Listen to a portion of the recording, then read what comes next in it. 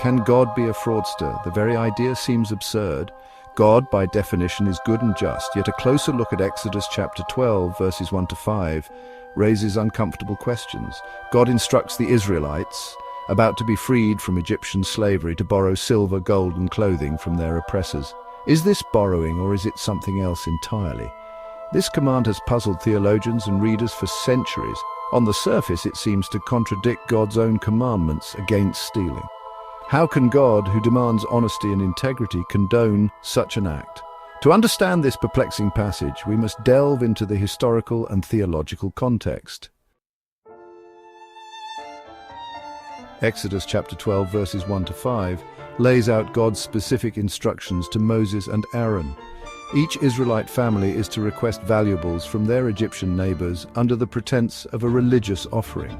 The Egyptians, struck by plagues and fearing God's wrath, are expected to comply readily. The Israelites are then to leave Egypt, possessions in tow, and begin their journey to the Promised Land.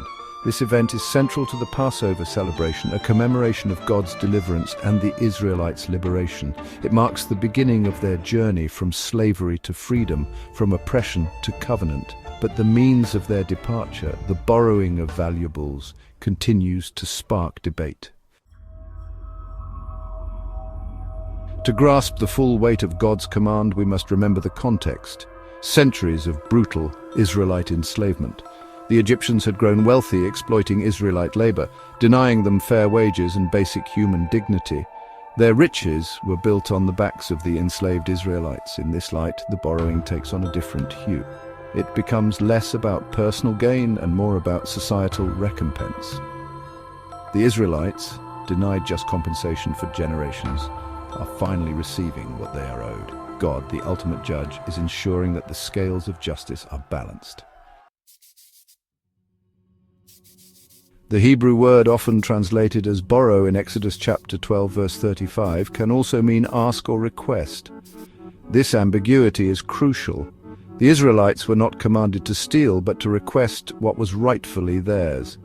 The Egyptians, complicit in their exploitation, were morally obligated to comply. Was this divine justice or divinely sanctioned theft? The answer hinges on how we interpret God's role in the situation.